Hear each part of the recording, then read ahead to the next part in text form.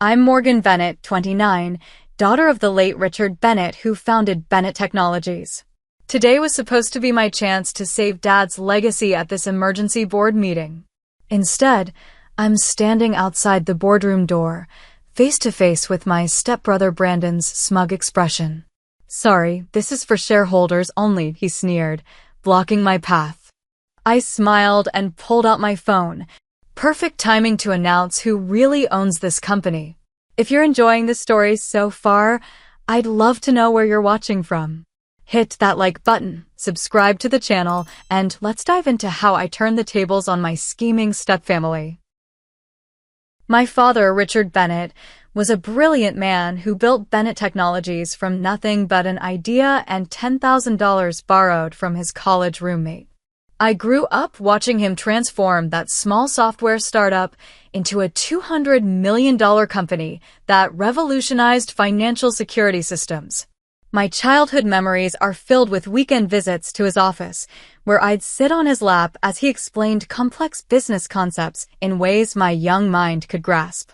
My mother, Elizabeth, was his rock through those early struggling years, but cancer took her when I was only 8. Dad and I became everything to each other after that, just the two of us against the world. For 4 years, we figured out our new normal. He'd arrange his schedule to attend my soccer games and science fairs, and I learned to cook simple meals for our dinner. We were a team. That changed when I was 12, and Dad met Elaine Harper at a charity gala. She was beautiful, polished, and came with 2 children of her own, Brandon, then 15, and Ashley, 10. Dad was smitten, convinced we could become one big happy family. 6 months later, they were married, and our quiet house became filled with new voices and unfamiliar routines. I tried to welcome them, I really did. But Elaine always kept a certain distance between us, subtly reinforcing that I wasn't her child. Brandon was openly hostile, resenting any attention his new stepfather showed me. Only Ashley occasionally made genuine efforts to connect, though even those moments were tempered by her quick deference to her mother and brother's attitudes. Despite the new family tensions, Dad continued to mentor me in business. When I expressed interest in following his footsteps, his eyes lit up with pride. He encouraged my aptitude for numbers and creative problem-solving, often telling his colleagues, "Morgan has the Bennett business instinct. She sees solutions where others see roadblocks." I worked harder because of his faith in me. I graduated top of my class in high school, then earned my business degree from Wharton, specializing in finance and product development. During college breaks, I interned at different departments within Bennett Technologies, learning the business from the ground up rather than relying on nepotism. "I'm proud of you for wanting to earn your place," Dad told me during my senior year. Too many heirs expect to start at the top without understanding the foundation. After graduation, I joined the company full-time as a product development associate, eventually working my way up to creative director by 27.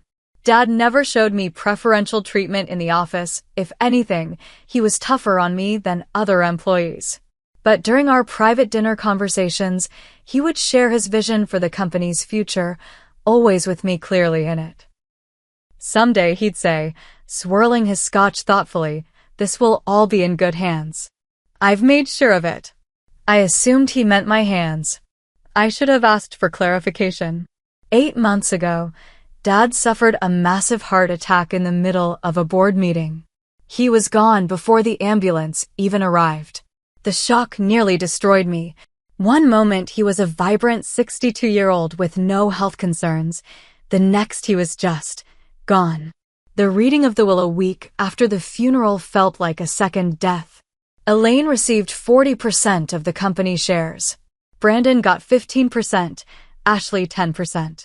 I received Dad's house, his personal possessions, and a trust fund that ensured financial security but granted me no additional ownership in the company beyond the 5% he'd gifted me on my 25th birthday. I sat in the attorney's office in stunned silence, unable to process what was happening. Had I misunderstood all those conversations about the future? Had I somehow disappointed him without realizing it? The questions tormented me for weeks as I moved through grief like a sleepwalker. Despite my hurt and confusion, I decided to stay with the company. It was my last connection to Dad, and I still believed in the products we created. I threw myself into work, trying to honor his legacy through my contributions rather than ownership stakes.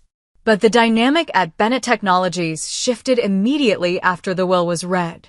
Elaine took over as chairwoman, though she had never shown interest in the actual business before. Brandon, who had been languishing in middle management due to his mediocre performance, was suddenly promoted to Chief Operations Officer. Even Ashley, whose main contribution had been running the company's social media accounts, was named Director of Communications. I remained Creative Director, but increasingly found myself excluded from key decisions. At first, it was subtle. Meetings rescheduled last minute without notifying me, my emails receiving delayed responses or none at all. But as months passed, the marginalization became blatant and undeniable.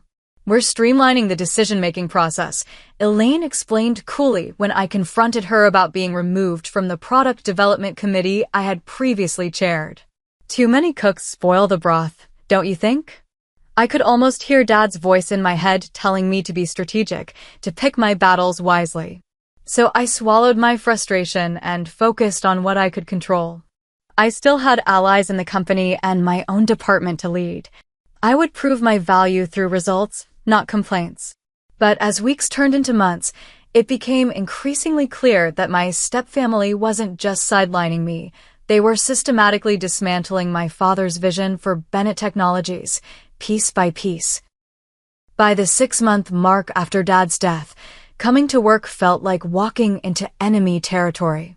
My stepfamily had mastered the art of professional undermining, keeping their actions just below the threshold that would justify formal complaints. Brandon became particularly skilled at passive-aggressive tactics during meetings. Whenever I presented ideas, he would sigh audibly or check his watch. "Interesting thought, Morgan," he'd say with a condescending smile. "But perhaps a bit elementary? We need solutions that address the bigger picture." He never specified what this bigger picture was, of course. The goal wasn't to improve my suggestions, but to diminish them, and by extension, me. Ashley was less subtle in her approach. She'd use the company's internal communication platform to accidentally reply all to messages, mocking my proposals. Once, after I'd spent weeks developing a new customer interface, she sent a company-wide email with a meme comparing my design to a child's crayon drawing. She apologized immediately, claiming it was meant for a private conversation, but the damage was done. My team saw their leader being publicly ridiculed by the Director of Communications. Elaine operated more strategically. As chairwoman, she controlled the board meeting schedule, mysteriously setting important discussions for times when I was traveling for business or had unmovable client meetings. When I requested schedule changes, she would express exaggerated regret. "Oh, Morgan, if only you'd told me sooner. Everything's already arranged." The isolation tactics extended beyond meetings. I was gradually removed from critical email chains and decision-making loops. Projects I had initiated were reassigned without explanation. My budget was cut by 30% while other departments received increases. Not everyone participated in this freezing-out campaign. Thomas Wright, our CFO and my father's best friend for 30 years, remained a steadfast ally. Though his power was limited against the combined voting shares of my stepfamily, he offered what support he could through private counsel and occasional intervention in meetings. "Your father would be appalled by what's happening," he told me during one of our discreet lunches off-site. "But he'd also tell you to be patient and observant. There's always more going on than meets the eye." Diana Reed, our marketing VP who had been hired by my father a decade ago, also remained in my corner. She would forward me emails I'd been excluded from and warn me about decisions being made behind my back. Her position was more precarious than Thomas's, though, as she didn't have his seniority or close relationship with the board. Through Diana, I learned about the mysterious project transition that Brandon and Elaine frequently referenced in closed meetings. Details were scarce, but it appeared to involve significant changes to the company's structure and direction. My suspicions grew when I overheard Brandon speaking with Elaine outside the executive bathroom. "Morgan's becoming a problem," he said in a low voice. "She's asking too many questions about transition." "She'll be irrelevant soon enough," Elaine replied. "Once the Reynolds deal closes, we can restructure her entire department out of existence." Reynolds Corp? I recognized the name immediately, a notorious corporate raider known for acquiring companies, stripping their assets, and discarding the hollowed-out shells. They specifically targeted family businesses going through succession challenges. The thought of my father's life's work ending up as another Reynolds Corp casualty made me physically ill. That evening, I stayed late at the office researching Reynolds Corp's history. Their pattern was consistent. They acquired controlling interest in vulnerable companies, installed their own executives in key positions, sold off valuable intellectual property, loaded the companies with debt, and then abandoned them to bankruptcy. Employees lost jobs, shareholders lost investments, and communities lost vital businesses, while Reynolds Corp executives walked away with millions. The next morning, I marched into Thomas's office with my findings. "I've suspected something like this," he admitted, reviewing my research. "But the board packets have been suspiciously light on details about this merger. Elaine keeps insisting it's still in exploratory stages, despite the fact that I've seen Reynolds representatives in the building 3 times this month." "We have to stop this," I insisted. Thomas looked troubled. "With their combined shares, Elaine, Brandon, and Ashley control 65% of voting rights. Even with your 5% and my 3%, we're nowhere near a blocking position. What about the other board members? Surely they wouldn't approve selling to corporate raiders. Most of them trust Elaine as Richard's widow. And Reynolds is very good at disguising their true intentions during negotiations. They'll promise growth, expansion, retention of current management, all lies, of course, but convincing ones." I spent the next weeks trying to gather more information while attempting to rally support among senior management. But with each passing day, my isolation grew more complete. My keycard access was restricted to fewer areas of the building. My assistant was reassigned. Even longtime colleagues began avoiding me in the hallways, sensing which way the wind was blowing. The final straw came when I tried to access the company's financial projections to prepare for our quarterly review. My system credentials had been revoked. By whose authorization? I demanded of the IT manager. He couldn't meet my eyes. Orders from the COO's office. "I'm sorry, Morgan." That evening, as I sat alone in my office contemplating resignation, my phone lit up with a text from Thomas. "Emergency board meeting called for Friday morning. Reynolds Corp executives will be present." This is happening faster than I thought. They're not even telling most of the board the real agenda until they arrive. I texted back, "Will I be allowed to attend?" His response was immediate. "Elaine specifically mentioned this is for shareholders and board members only." "I'm sorry, Morgan." So that was it. In 3 days, my father's company would be sold to corporate raiders, and I wasn't even allowed in the room to witness it. All the years of work, all his dreams for the future, all the employees who trusted his vision, everything would be sacrificed to my stepfamily's greed. I left the office and drove home in a daze, rain matching my mood as it pounded against the windshield. The house, Dad's house, now mine, felt emptier than usual as I walked through the darkened rooms. I hadn't changed much since inheriting it, finding comfort in the familiar surroundings that still held echoes of his presence. That night, sleep eluded me as I tossed and turned, my mind racing with futile plans and bitter regrets.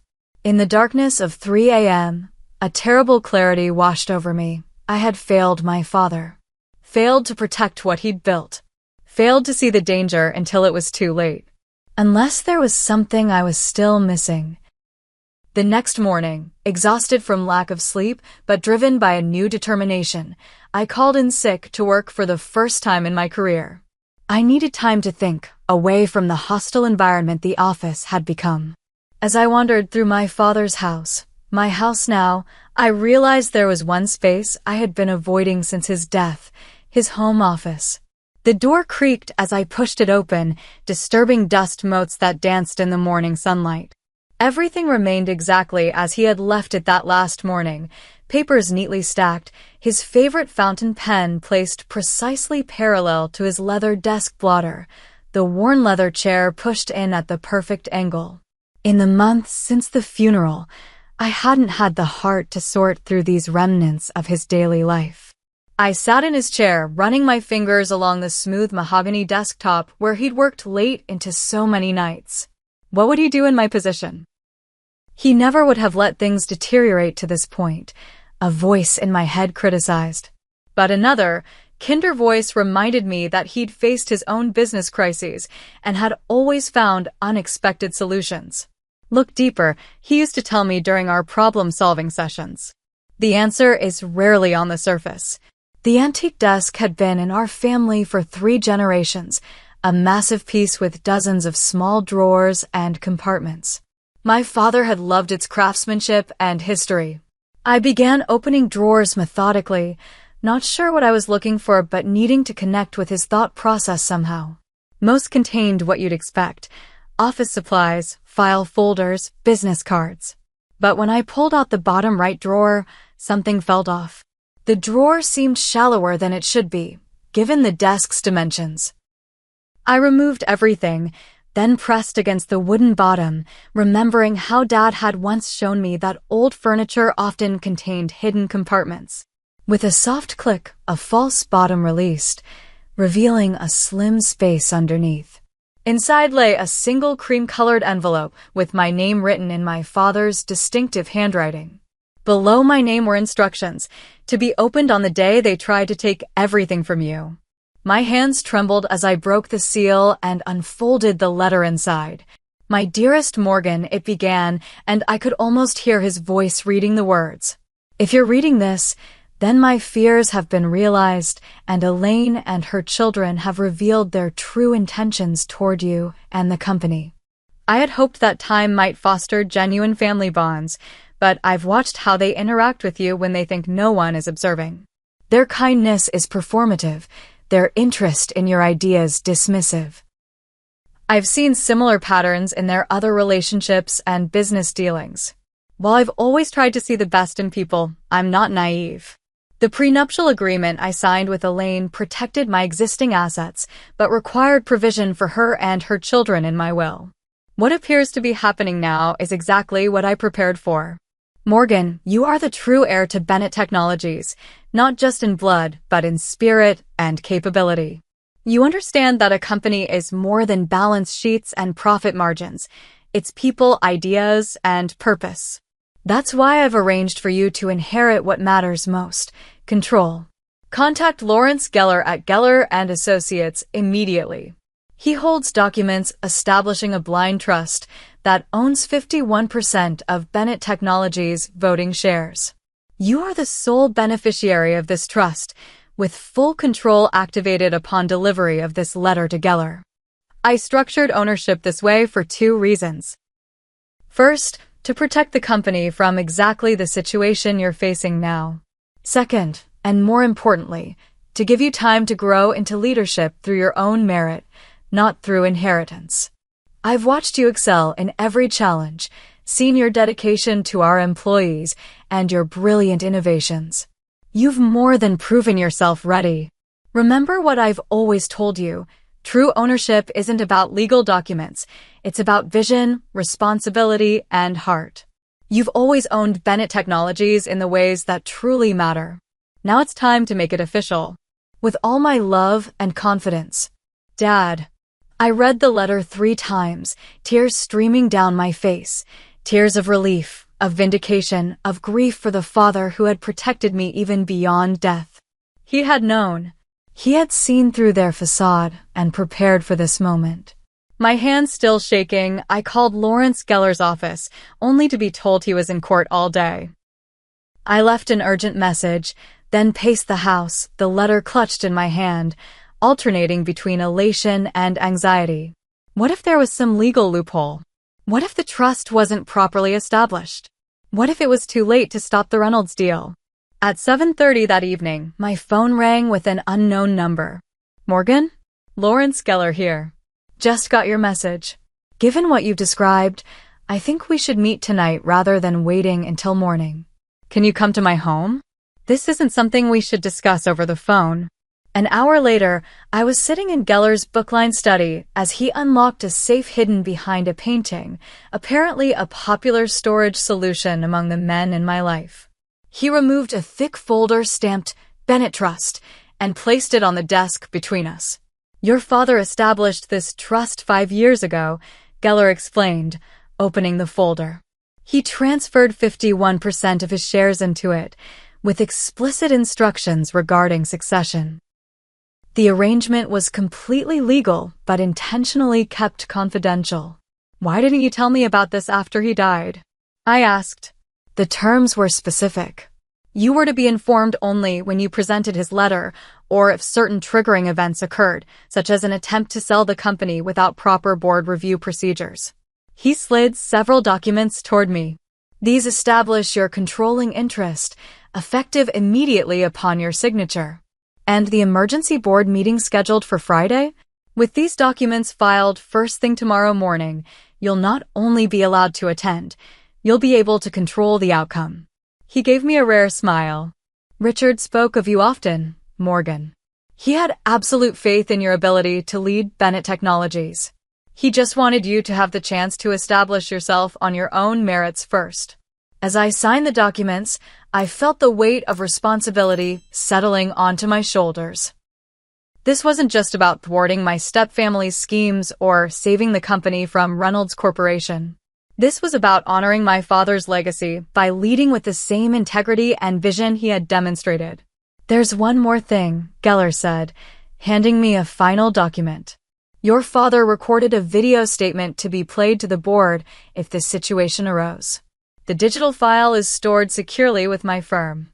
I left Geller's house close to midnight, my mind racing with plans.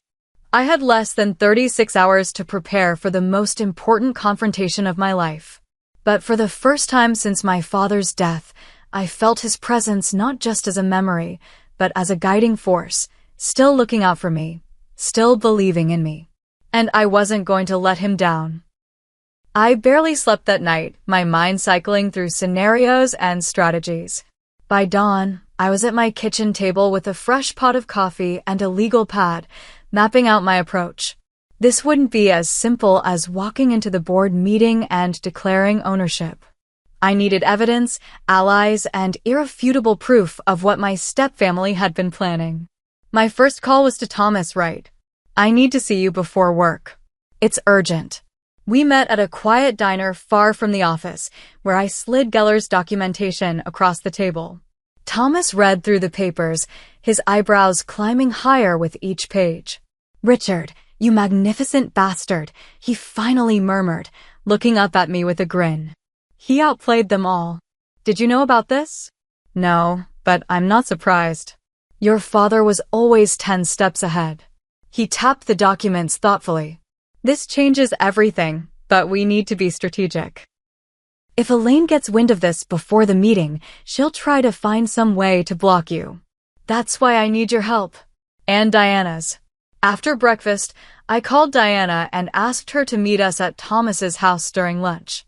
Her reaction to the news mirrored Thomas's, shock followed by vindicated delight. I knew something was off about the way they've been treating you, she said.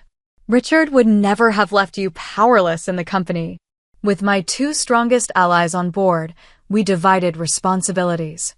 Thomas would quietly gather comprehensive financial data showing the company's true value versus what Reynolds was offering, information that had been withheld from most board members. Diana would compile evidence of my stepfamily's systematic campaign to undermine me and push me out.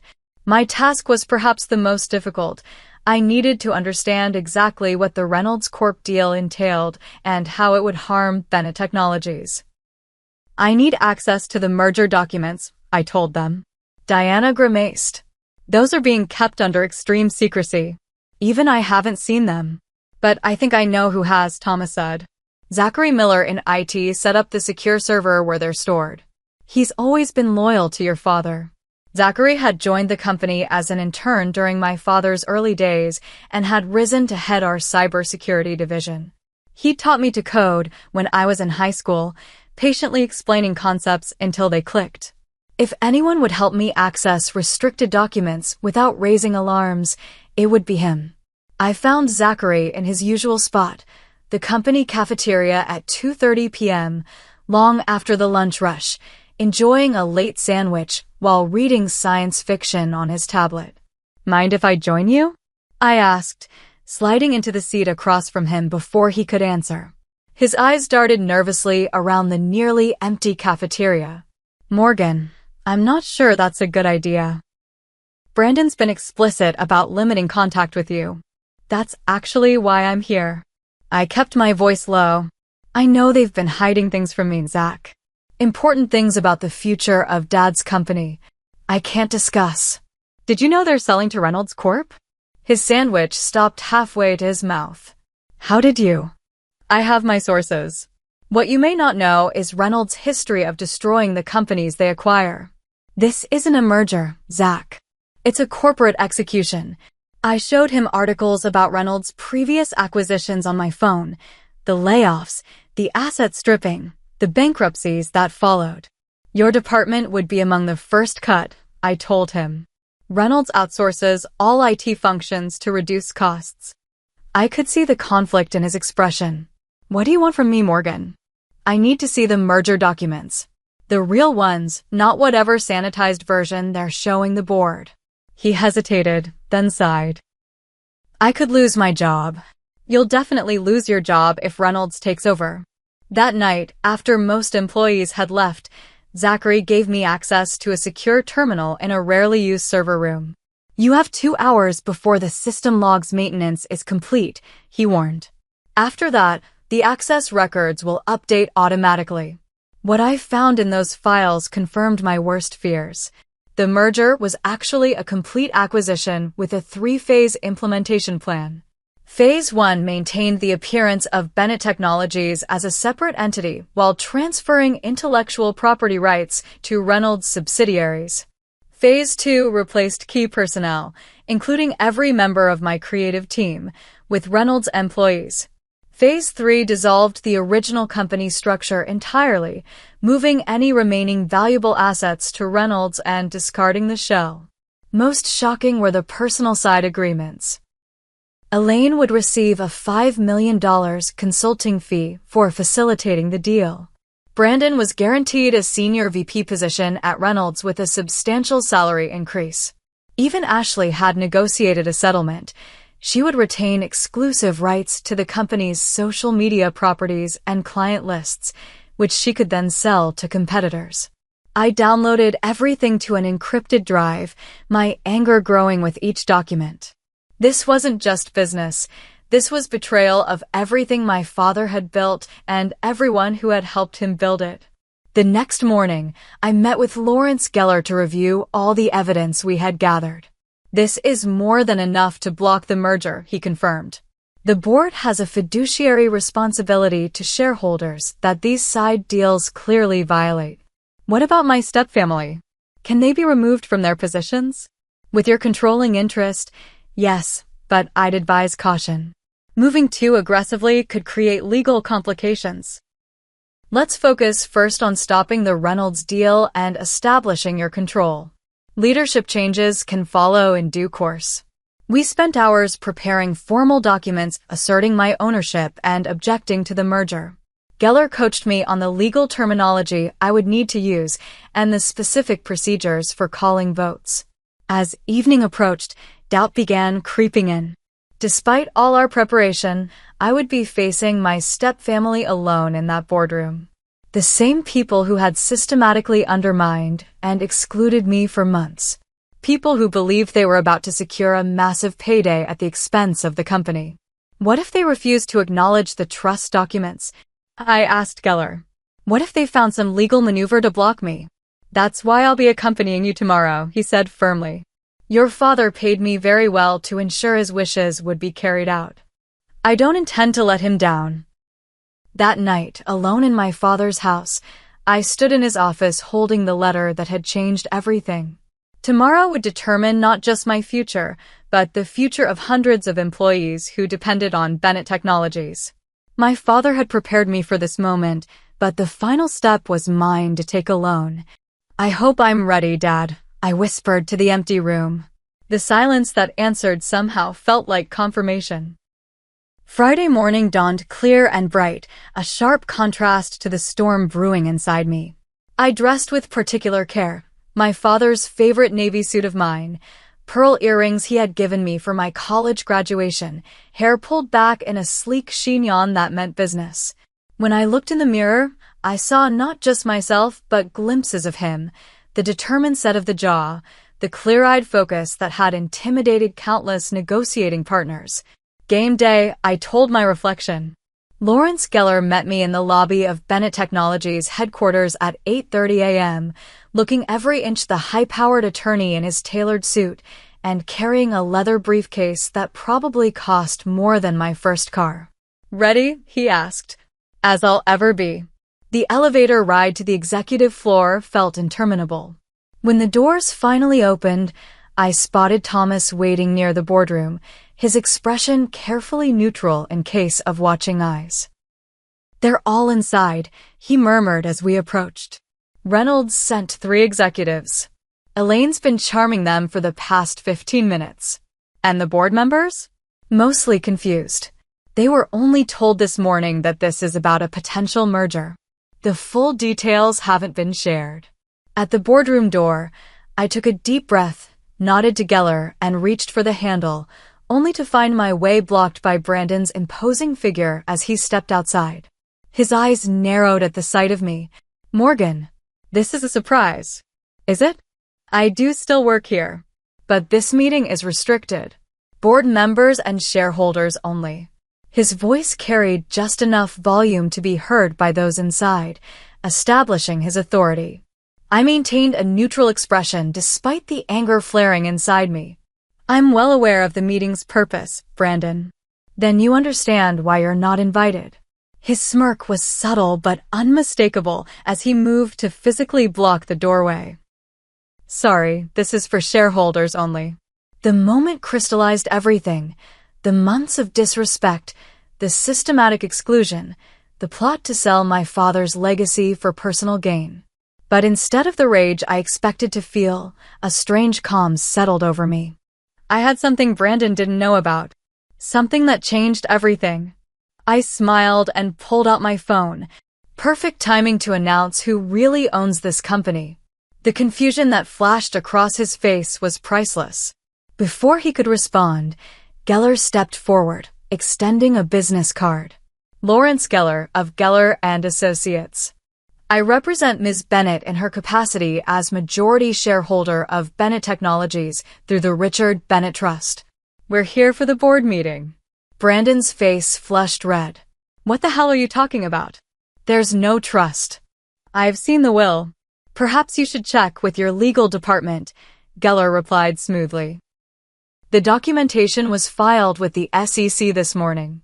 For a moment, I thought Brandon might actually try to physically prevent us from entering, but Thomas chose that moment to intervene. Is there a problem here? He asked, his CFO authority evident in his tone. Brandon hesitated, then stepped aside with poor grace. This is irregular. Mother won't be pleased. I'm counting on it, I replied quietly as I walked past him into the boardroom. The conversation inside halted abruptly as heads turned toward our entrance. Elaine sat at the head of the table, my father's chair, flanked by 3 men in expensive suits who could only be the Reynolds Corp executives.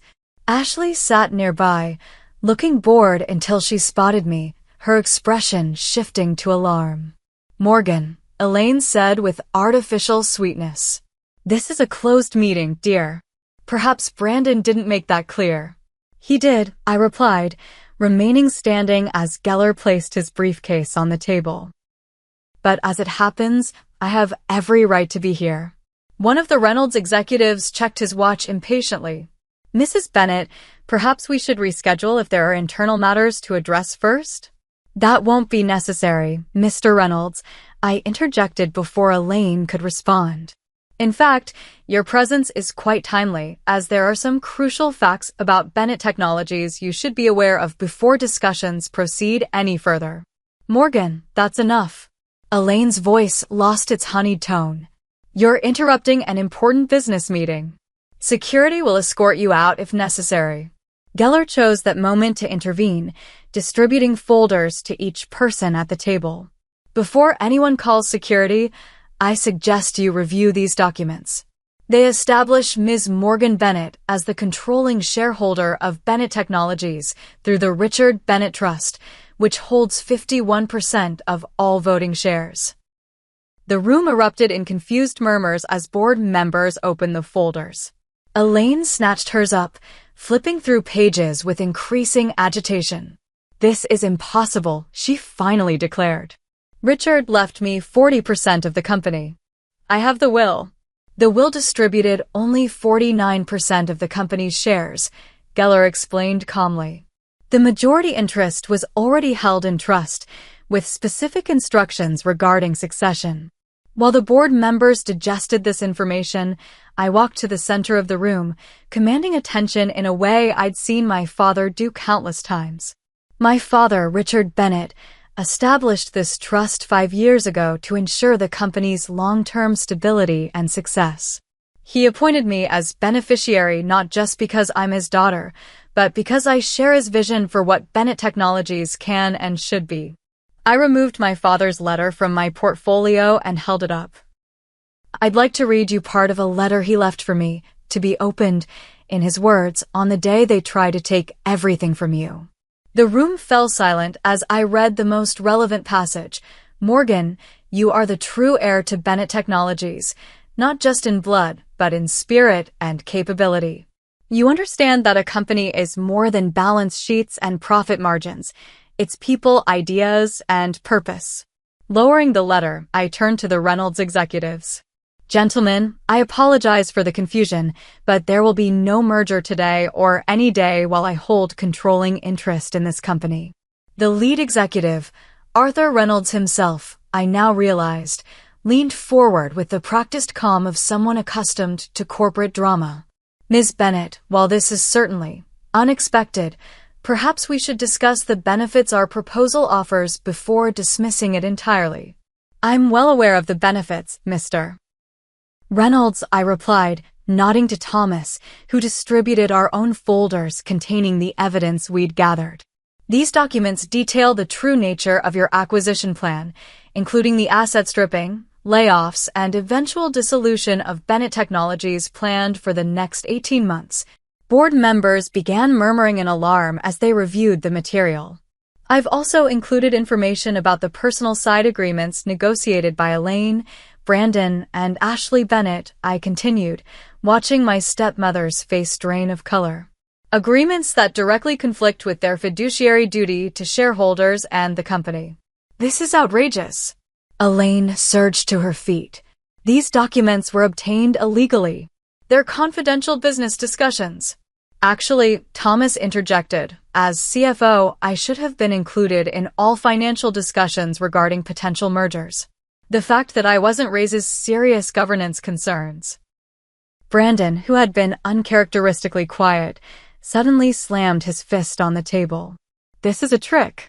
Some legal sleight of hand. My mother is Richard's widow. He wouldn't have hidden something this important from her, wouldn't he? I asked quietly. He certainly recognized the need to protect the company he built. A company that employs over 300 people whose jobs and livelihoods would be destroyed by this merger. I walked to the head of the table, where a laptop was connected to the room's projection system. My father also recorded a message to be played in exactly this scenario. Before anyone could object, I inserted the drive Geller had given me and pressed play.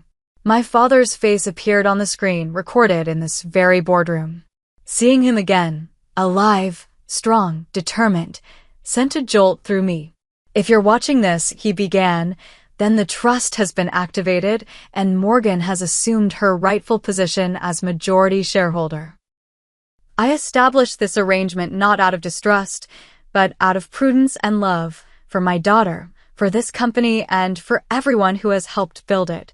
He explained his reasoning for the trust structure, his confidence in my abilities, and his expectations for the company's future. Then, with the directness that had defined his leadership style, he addressed the elephant in the room. "To Elaine, Brandon, and Ashley, I provided generously for you in my will, with the expectation that you would honor the company's mission and support Morgan's leadership. If this video is being shown, you have chosen a different path.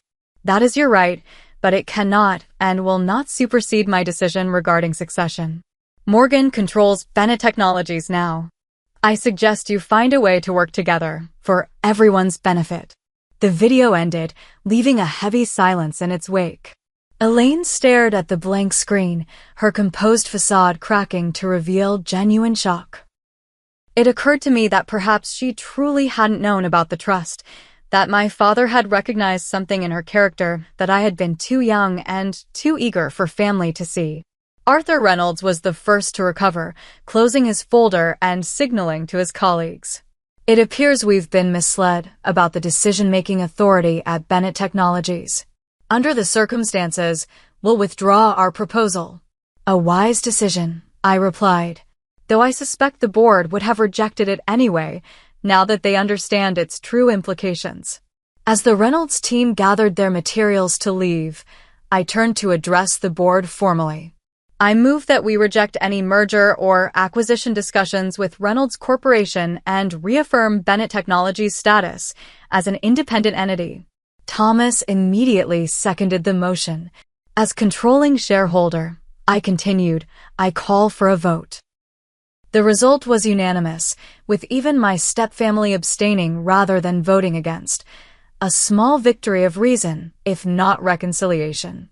As the meeting adjourned, board members approached to congratulate me or ask questions about my plans. Throughout it all, I maintained the professional composure my father had always modeled, even as elation and vindication surged through me. Brandon and Ashley left without speaking to me, but Elaine lingered until we were nearly alone in the boardroom. "You think you've won," she said quietly. "This wasn't about winning, Elaine. It was about protecting what Dad built." "Richard always did underestimate me," she replied with a bitter smile. "And overestimate you. We'll see how long your control lasts when you have to actually run a company instead of just playing with product designs." She walked out with her dignity intact, but her words hung in the air behind her. The confrontation was over, but the real challenge was just beginning. I had claimed my place at the head of Bennett Technologies. Now I had to prove I deserved it. The hours following the board meeting passed in a blur of activity. News of the ownership revelation spread through the company at lightning speed, transforming the atmosphere from the tense, secretive environment of recent months to a buzz of speculative excitement. I sequestered myself in my father's old office, my office now, with Thomas, Diana, and Geller to address immediate concerns. "Elaine has already cleared out her personal items," Thomas reported after a quick check of the chairwoman's office. "Brandon and Ashley are doing the same." "Are they resigning?" I asked, surprised by the speed of their retreat. "Not formally, but they're making a statement. They'll expect you to fire them." I considered this. Let them stew for the weekend. We have more pressing matters to address. Those pressing matters included a company-wide email explaining the change in leadership, reassuring emails to our largest clients, and an emergency session with our PR team to prepare for potential media attention. By late afternoon, I was meeting with department heads to establish continuity and calm fears about job security. "The merger is off the table," I told them firmly. "There will be no layoffs, no restructuring for the sake of cost-cutting. Bennett Technologies will remain independent and true to my father's vision." Most seemed cautiously optimistic, though I noted the wary expressions of those who had aligned themselves with Brandon's faction. I made a point of addressing them directly. I understand loyalty, I told one such manager. But my concern is the company's future, not settling personal scores. Your performance will determine your place here, nothing else. As evening approached, I found myself alone in my office, trying to absorb the magnitude of what had happened. The trust documents lay spread across the desk, along with preliminary reports on the company's true financial position, which Thomas had been keeping separately from the versions Elaine had been sharing with the board. A knock at the door interrupted my thoughts. It was Diana, coat over her arm, clearly heading home, but wanting to check in first. "Quite a day," she said with a smile. "How are you holding up?" "Still processing," I admitted. "It doesn't quite feel real yet." "Well, the emails and calls I've been fielding from employees are very real. People are relieved, Morgan. There have been rumors about the Reynolds deal for weeks, and no one was fooled by the merger language. How bad had morale gotten?" "Bad enough that several key developers were updating their resumes. Your father built a culture where people felt valued. That's been eroding since." She hesitated. "Since he died, I finished for her. Since Elaine and Brandon took over." Diana nodded. "The question everyone's asking now is what happens Monday." It was a fair question, one I needed to answer for myself as well as the company. "Monday we start rebuilding. I'll need your help with that." After she left, I remained at my desk, drafting plans for my first official week as controlling shareholder. The most urgent decision was appointing an interim CEO, a role I wasn't ready to assume myself despite my controlling interest. After careful consideration, I asked Thomas to take the position. His decades of experience and unquestionable integrity made him the perfect stabilizing influence while I found my footing. "Just until we determine the permanent leadership structure," I told him when he accepted. "I have a lot to learn before I consider that role for myself." "Your father would approve of your prudence," he assured me. The weekend passed in a flurry of preparation and planning. By Monday morning, I had a clear agenda and the determination to implement it. The first test came immediately. Elaine, Brandon, and Ashley all failed to appear for work, with only Elaine bothering to send a formal email announcing an extended leave of absence. The board's reaction was mixed. Some members expressed concern about the optics of such an abrupt leadership change, while others seemed relieved that the tense family dynamic would no longer dominate meetings. "They're trying to force your hand," Thomas observed. "Make you either fire them and risk wrongful termination claims, or beg them to return and undermine your authority." "Then let's disappoint them," I replied. "Document their absence, follow HR protocols to the letter, but otherwise proceed as if this is exactly what we expected." As days turned into weeks, I established a new rhythm at Bennett Technologies. Mornings began with executive team meetings focused on unwinding the preparations for the Reynolds merger and reorienting toward growth. Afternoons found me meeting with different departments, reestablishing the open communication channels that had once been my father's trademark. The employees' response was cautiously positive. Many remembered me from my years working my way up through the ranks and appreciated that I knew their challenges firsthand. Others, particularly those hired during Elaine's brief reign, were more hesitant, watching to see if this was yet another temporary power shift. My most significant early challenge came from an unexpected source. During my second week, I discovered that Ashley had been systematically downloading client information and communication strategies before her departure, corporate espionage that could damage us significantly if the materials reached competitors. After consulting with legal counsel, I made the difficult decision to pursue the matter formally. We sent a cease and desist letter and threatened legal action if the materials weren't returned and all copies destroyed. Ashley's response was immediate and vicious, a social media campaign painting me as the villain who had stolen her mother's rightful place in the company through legal trickery. The posts gained traction among her followers, creating a minor PR crisis that distracted from our rebuilding efforts. "Let me handle this," Diana advised. "A direct response from you only adds fuel to the fire." She crafted a measured public statement emphasizing the company's focus on innovation and service, while our legal team quietly gathered evidence of Ashley's data theft. When presented with this evidence, Ashley's attorney recommended she comply with our demands and cease her public attacks. The crisis subsided, but the personal sting lingered. "I really thought she might be different from them," I admitted to Thomas over a late working dinner. "When we were younger, before all this, she sometimes seemed to actually want a sister relationship." "Power and money change people," he replied. "Or more accurately, they reveal people's true priorities." Meanwhile, I focused on what had always been my strength: product innovation. The creative department I had built was demoralized after months of having their ideas dismissed and budgets cut. I threw myself into revitalizing their enthusiasm, restarting the development of our next-generation financial security platform that had been shelved under Brandon's leadership. "We're implementing Project Phoenix," I announced during an all-hands meeting 6 weeks after taking control. "The enhanced security architecture we've been developing for the past 18 months will become our new flagship product." The name was deliberate, a symbol of the company's rebirth from the ashes of what might have been.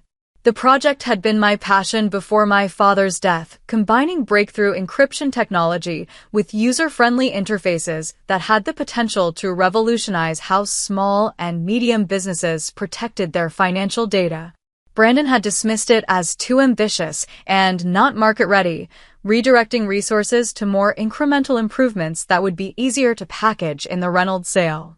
Now, with proper support and funding restored, the development team attacked the remaining challenges with renewed vigor. Not everything went smoothly, of course. Some days I found myself drowning in the sheer volume of decisions requiring my attention. Other days, imposter syndrome would strike without warning, leaving me questioning whether I truly had the skills to lead a company of this size and complexity. During one particularly difficult week, when a major client threatened to leave and production issues delayed a software release, I found myself alone in my office late at night, staring at my father's photo on the wall. "I don't know if I can do this, Dad," I whispered. But the next morning, I found solutions for both crises, drawing on resources I hadn't known I possessed. The client stayed, the software shipped, and I discovered that leadership wasn't about having all the answers. It was about creating an environment where problems could be solved collectively. 2 months after the boardroom confrontation, we had our first major win. The Phoenix platform demo at the National Financial Security Conference generated extraordinary buzz, with industry analysts praising its innovative approach and ease of implementation. Orders began pouring in, validating my faith in the product and the team that had created it. "This is what Richard always envisioned," Thomas told me as we celebrated with the development team. "Not just successful products, but innovations that genuinely improve how businesses operate." As the company stabilized and began to thrive again, I gradually worked through the emotional aftermath of the confrontation with my stepfamily. Brandon eventually submitted a formal resignation, accepting a position with a competitor that promptly went nowhere. Elaine pursued a settlement, which after careful consideration and consultation with the board, I approved, buying out her shares at fair market value to eliminate ongoing tensions at board meetings. "Are you sure about this?" Geller asked when I instructed him to prepare the agreement. "You don't owe her anything. This isn't about what I owe her," I explained. "It's about freeing the company from a toxic influence and letting us all move forward." The most meaningful affirmation came 6 months after taking control, when I presented our quarterly results to the board. Revenue was up 22% year-over-year. Our client retention rate had improved from 78% to 94%. Employee satisfaction scores had returned to pre-Elaine levels, and the Phoenix platform was exceeding sales projections by almost 30%. As I concluded my presentation, the board member who had been most skeptical of my leadership, a conservative investor who had initially sided with Elaine, cleared his throat. I think I speak for all of us when I say that Richard would be extraordinarily proud of what you've accomplished, Morgan. You've not only stabilized Bennett Technologies during a period of potential disaster, but you've positioned it for growth beyond what many of us thought possible. That evening, I visited my father's grave for the first time since the funeral. I brought a small bottle of his favorite scotch and 2 glasses, pouring one for each of us as the setting sun bathed the cemetery in golden light. We did it, Dad, I said softly, touching my glass to the one I'd placed on his headstone. Bennett Technologies is safe, and it's growing again. I wish you could see it. As twilight deepened around me, I felt a sense of peace I hadn't experienced since before his death. The company was secure.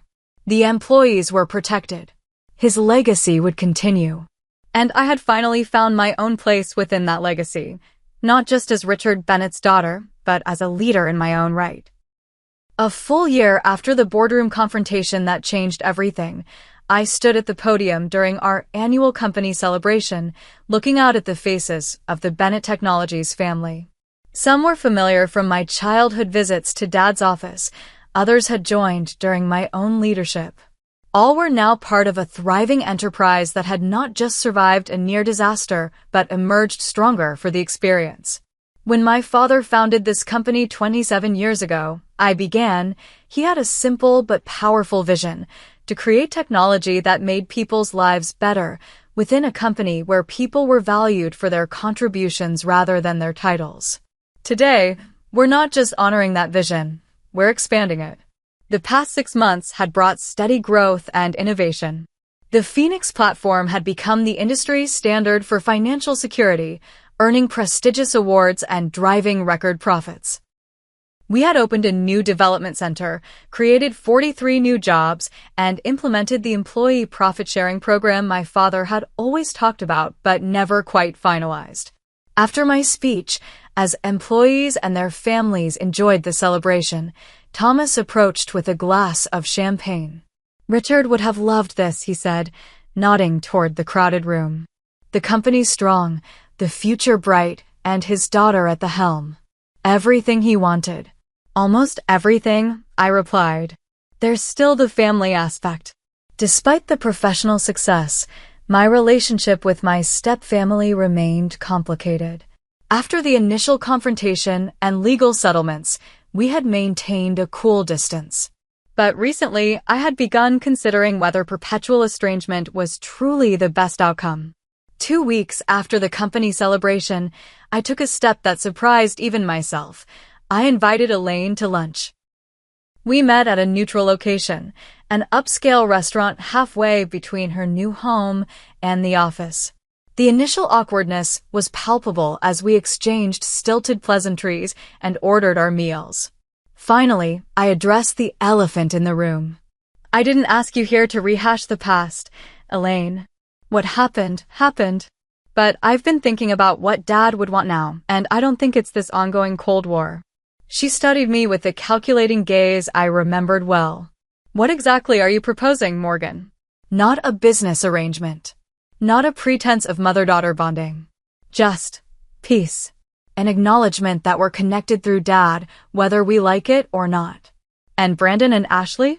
The invitation extends to them as well, though I suspect Brandon may be less receptive. Elaine sipped her wine thoughtfully. He took the Reynolds collapse personally. His position there didn't materialize as promised. And Ashley, she's engaged. Moving to California with her fiancé. Elaine hesitated before adding, she asks about the company sometimes. I think she regrets how things ended. Our conversation remained carefully civil, touching on neutral topics and cautiously navigating around the still tender areas of the past. We didn't leave as friends, but perhaps as something slightly warmer than adversaries. It was a beginning. Brandon, as predicted, rebuffed my olive branch, though his circumstances had humbled him somewhat.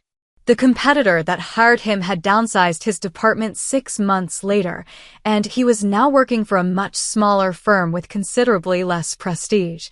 Our paths occasionally crossed at industry events, where we maintained a minimal professional courtesy. Ashley proved more receptive. Before her move to California, we met for coffee, where she offered an awkward but seemingly sincere apology for the social media campaign against me. "I got caught up in Mom and Brandon's narrative," she explained. "It was easier than forming my own opinion. We all make choices based on the information and emotions we have at the time," I replied, thinking of my own journey. "The question is what we learn from them." These tentative steps toward family reconciliation were important, but they were secondary to the profound personal growth I had experienced over the past year. Leading Bennett Technologies had transformed me in ways I hadn't anticipated. I had learned to trust my instincts while remaining open to guidance. I had discovered reserves of strength and resilience I never knew I possessed. Most importantly, I had found my own leadership style, different from my father's in many ways, but rooted in the same core values of integrity, innovation, and genuine care for people. The greatest validation came not from financial statements or industry recognition, but from the culture we were rebuilding. Employees once again felt ownership of their work and pride in the company's mission. The toxic environment of secrecy and favoritism that had characterized Elaine and Brandon's brief reign had been replaced by transparency and merit-based opportunities. On the anniversary of my father's death, I instituted the Richard Bennett Innovation Grant, an internal program that funded employee ideas that might otherwise be considered too experimental for traditional development channels. The first recipient was a junior programmer whose concept for adaptive security protocols would eventually become our next breakthrough product. "Your father would approve," Diana told me after the grant announcement. "He always said the best ideas rarely come from the top of the org chart." "I'm just trying to create the company he envisioned," I replied. "No," she corrected gently. "You're creating the company you envision. And that's exactly what he would want." Her words stayed with me, sparking a realization that had been forming gradually over the months. I had spent so much time trying to honor my father's legacy that I hadn't fully acknowledged how that legacy had evolved in my hands. Bennett Technologies was no longer just my father's company. It was becoming mine as well, shaped by my own ideas and values. This insight led to perhaps the most important decision of my leadership so far. After careful consideration and consultation with the board, I officially assumed the role of CEO, with Thomas transitioning to chairman of the board, where his experience and wisdom would continue to guide us. My first act as CEO was to formalize something I had been practicing informally, a leadership approach centered on earned authority rather than positional power. True ownership isn't about legal documents, I reminded my executive team, echoing my father's words. It's about vision, responsibility, and heart. This philosophy extended beyond the executive suite to every level of the company. We implemented collaborative decision-making processes, transparent communication channels, and meaningful recognition systems that acknowledged contributions throughout the organization. The results spoke for themselves. Employee retention reached an all-time high. Innovation accelerated as people felt safe proposing unconventional ideas. Our reputation in the industry shifted from solid performer to leading innovator, attracting top talent and exciting partnership opportunities. 18 months after the boardroom confrontation, I stood in my office, still my father's office in many ways, though now bearing touches of my own personality, and reflected on the journey. The company was thriving beyond my most optimistic projections. The team was energized and aligned. And I had found my place, not as Richard Bennett's daughter who inherited control, but as Morgan Bennett, a leader who had earned the right to guide the company forward. The most profound lesson of this journey wasn't about business strategy or corporate governance. It was about believing in yourself even when others don't, about finding the courage to stand up for what's right, even when it seems impossible. My father had given me the tools and opportunity, but the strength to use them had come from within. As I prepared for a board meeting where we would discuss international expansion, a dream my father had never quite realized, I touched the photo of him on my desk and smiled. "We're just getting started, Dad," I whispered. That afternoon, as I confidently led the board through our expansion strategy, I embodied the truth I had discovered through this entire experience. Sometimes, the most valuable inheritance isn't what's written in legal documents, it's the belief someone has in you, and ultimately, the belief you develop in yourself. Have you ever had to stand up for yourself when others tried to push you aside? I'd love to hear your stories in the comments below. Sometimes the hardest battles lead to our greatest victories. Don't forget to like this video, subscribe to the channel, and share with someone who might need a reminder that they're stronger than they know. Thank you for listening to my story, and remember, your true worth is never determined by those who underestimate you.